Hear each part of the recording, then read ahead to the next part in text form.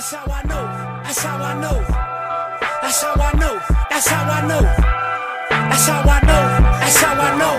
Dudes that I knew personally get football numbers that was my age, get hundreds and hundreds of years doing the same thing that I was doing. I told myself in my head, like, the main thing I told myself was, like, sometimes you gotta take 2 steps back to take 10 forward.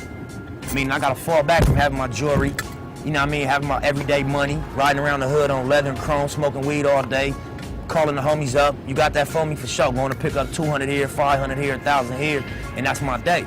I had to let go of that luxury, go back to being a young dude that was pinching every penny, maybe had $20 a day to spend, 10 on a sack of weed, 10 to eat, just so I could stay creative and work.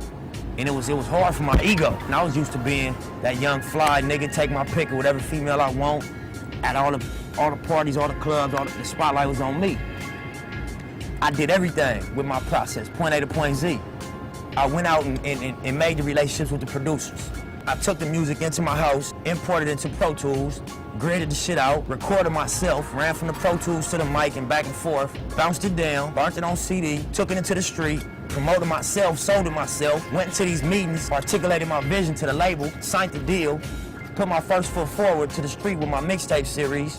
This was all me. So if my engineer tell me, oh, we can't do that, I engineer, my nigga, so you get out the seat, let me take care of that.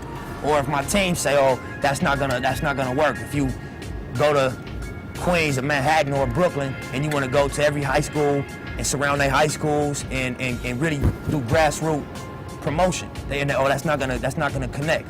Well, you don't do it, then I'll do it, because I've done this and I know the effect it has. I ain't got to my millions in this industry yet. We still on them hundreds of thousands. We trying to get to that million, me as a new artist coming in. So I'm used to this type of money because it's not to the point where it's rap money, $1 million, 2, 3 million, 5 million, and then Hollywood money, 10 million. It's not to that right now. It's to the 50,000s and 100,000s and 20,000. So I understand the mentality behind that money. I understand that that's not money that changes your life. I understand that you don't go hit the club and spend 5 racks at night off of your advance. You know what I'm saying? Because I done did that with my street money and woke up the next day with no work and a gang of niggas calling my phone up and I'm missing all this money because I balled out last night and I hit the club crazy and I felt like I was that nigga for the one night as opposed to having a consistent progress. Hustle in the house. All money in, no money out. Even Let's Talk Money. These are all titles off my mixtape. You know what I'm saying? RSC to the day I die.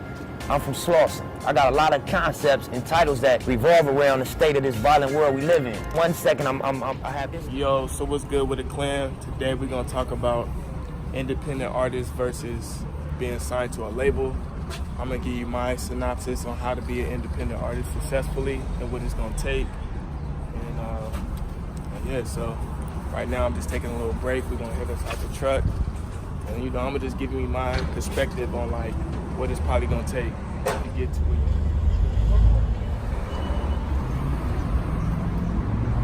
Today we're gonna talk about the perks of being an independent artist versus being signed to a record label, and kind of like the formulas that, you know, that kind of applies to both, but it just takes a lot of discipline and a lot of sacrifice to just be a really, really successful independent artist. So with that being said, I'm coming at these things from a business standpoint. And so a lot of the outlets to me is just really simple. Anything that's successful, 9 times out of 10, comes with a great team behind it. And so if you look at these record labels, they've been implemented here for years and they have a system that's been running for years. And with that being said is that A&R, that engineer, they're all getting paid an hourly rate, which means they come to work on time and they want their check on time because they're getting paid an hourly rate.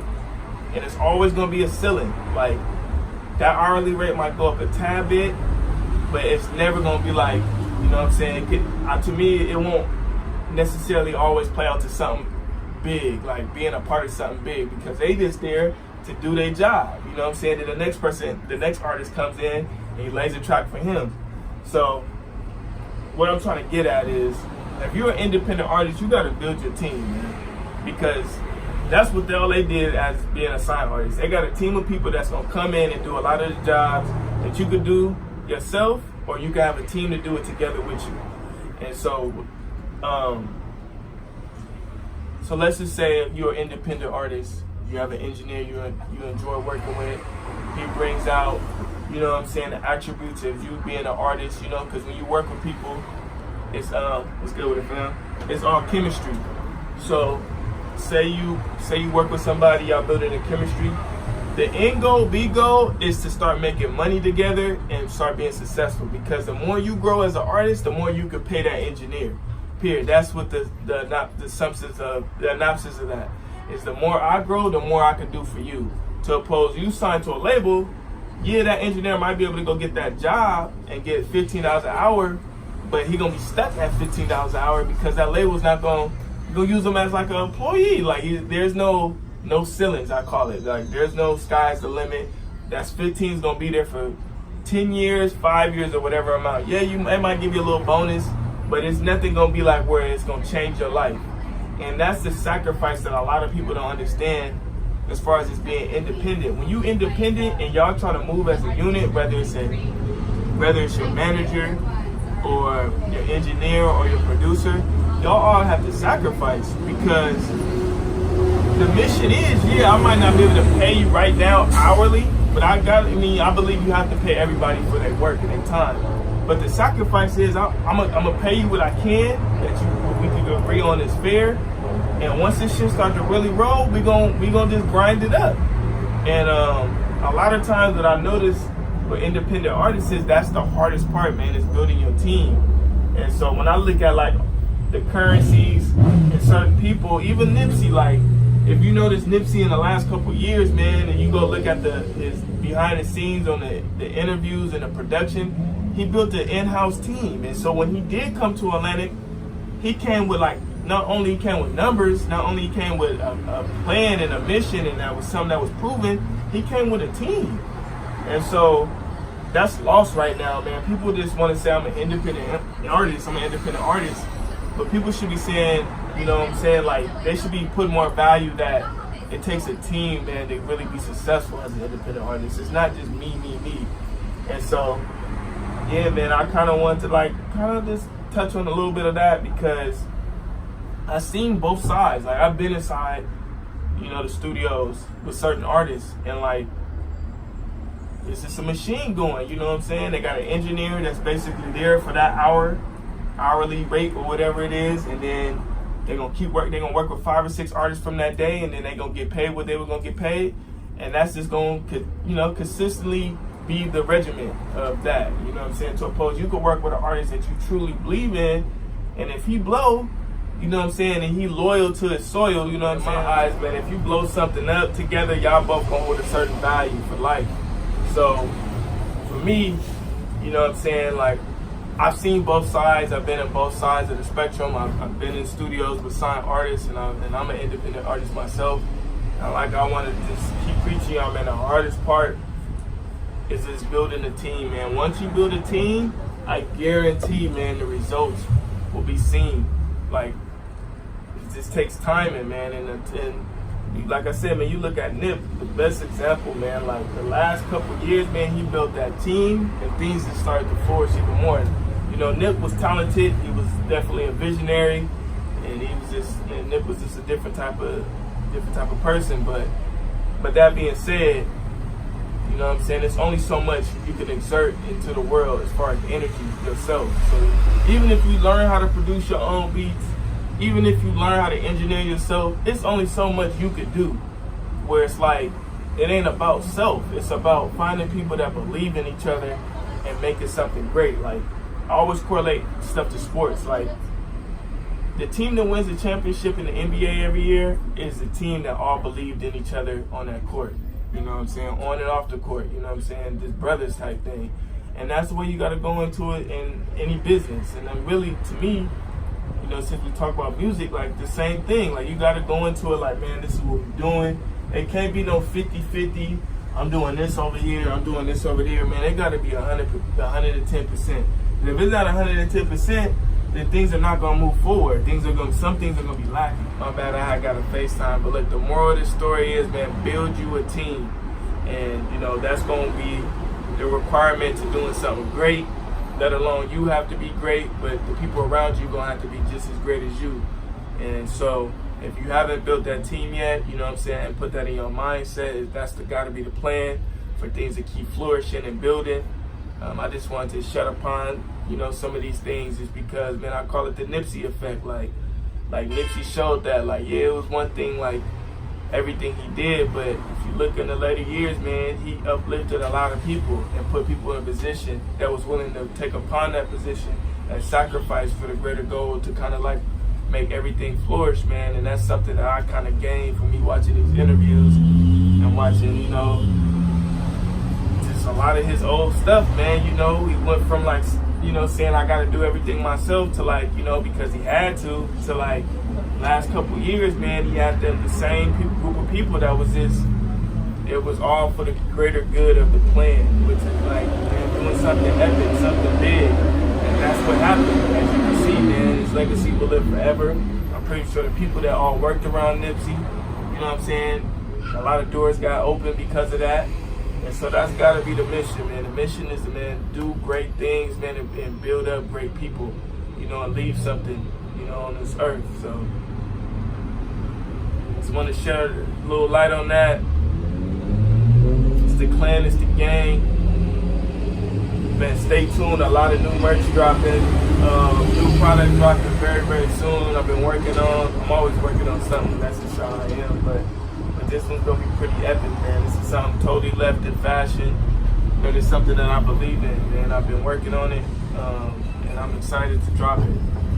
So with that being said, it's the gang, it's the clan. Make sure you check out the website. Sheesh. Good, Nip. What up, bro? My question, you kind of touched on it a couple times, but how much of an impact you think your team had on your success, and even further, you think like without the efforts of like one or two people, would you be where you are right now? Yeah, you know, my team had all the impact. I can't even front. I tell people all the time, I get a lot of my team credit. You know, they put me in the front and they let me be the one that take all the credit, but it's not always me. You know what I'm saying? Like, my brother, Black Sam, he's a monster. You know, I don't know nobody like him. You know what I mean? He's a cold grinder. You know what I'm saying? So to have him on the team, that's like a cheat code. You know, he worked 7 days a week. He the one run the shop. He the one do all the payroll for all the employees, do all the keep the inventory stocked, as well as wrote video treatments and, you know, be on set. Editing videos. He wear 15 hats. He do everything that need to be done. Put money in when it's time to pay people, and you know, he wear all hats. You know what I mean? And he ain't never been a yes man. Me and him, we almost fight every time I make an album. You know? In real life, we almost go to blows. We might wrestle and choke each other because we want to hear that shit, but it's always honest. You know what I'm saying? You know, my homeboy Fats, rest in peace. That's been one of the people that day one supporters when we was in the mud riding bikes around the hood. You know, I staple posters up with you, Hustle. You know, I go to the Venice Beach and pass your mixtape out. You know, and he ain't no humble individual.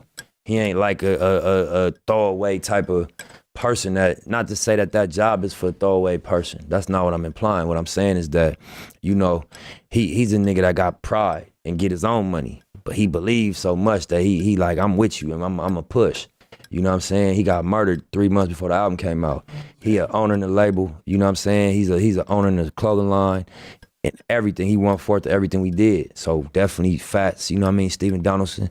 My other brother, Adam, my god brother. You know, that's the All Money In team. And then, you know, Steve-O. Steve-O, man. Steve-O. He running around here somewhere. Yeah, he in the building. I remember me and Steve-O rode from Manhattan to Washington Heights to get some weed. Probably like 8 years ago. 10 probably. Maybe 11. And we just talked about, you know, like, would I go back into a major situation? If I did, how would I want to do it? You know what I mean? He like, I believe I know what this is, and you know what I mean? So to get the album out this Friday, Steve-O been down since then. You know what I mean? And he took, he the one really set the situation up for me to go back into a major situation and created a convo with Atlantic. I was kind of off even taking meetings out for a while. He like, nah, you need to take the Atlantic meeting, bro. You know what I'm saying? This one, you need to just sit at the table and see what it is. It's different, you know what I mean? So, you know, and then just playing every role, bearing with me. I was on some real artist shit with this album. You know what I mean? I was taking forever, changing my mind about songs, leaking songs. I was supposed to be on the album, putting mixtapes out in between recording the album, because I really wanted to make a statement. You know what I'm saying? So to be patient and bear with me through the whole shit and keep faith in the album, and then it to come out and be received how it's being received. Steve-O, Karen Civil, you know, Craig, you know, Kaiser, Julie, and just the whole team, Brittany, Brianna, everybody. It's a team effort. Yo, man, this might have been the most lit Black History Month in LA. This must have been the most lit, whatever this. No, this is definitely lit. This is definitely lit right here. This is absolutely the most absolutely most lit right here. But I was saying, like, for February in LA for Black History Month, like last week, it must have been one of the most lit weekends in the town, man. Especially with the All-Star Game, you dropping your album, all this stuff. Black Panther was out. Did you get the chance to see Black Panther? Black Panther on the 16th. My album came out. So you did take some time. I went to the movies. What'd you think? There you go. I thought it was, man, I told Michael B. Jordan. Late night niggas at the Shell D. Bird out gang signs to the pimp. Just so y'all see what's going on, James, what's happening? Yeah, baby. Rance, what's up? Young Jen and the 8 on deck. What's cracking? Hold on, follow me in here. Who we got in the building? Yeah, y'all see what's going on? Who we got in the building? Yeah, y'all see what's going on? Yeah. Blue cheese, I like blue. Bustin' down these racks. Split it with my crew. Blue cheese, I like blue. Bustin' down these racks. Split it up with my crew.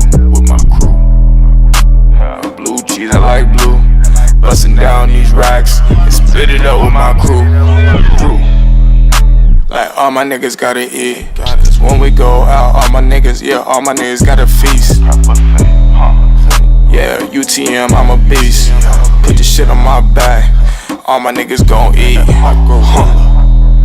Like look at me and look at you. My bitch kinda bad. She looking like Pikachu. Pulling up in the coupe. Not a box coupe. Maybe it might be a box coupe. All my niggas gotta eat. I ain't shit without my team. All my niggas gotta eat. I ain't shit without my team. Gang. Blue cheese, I like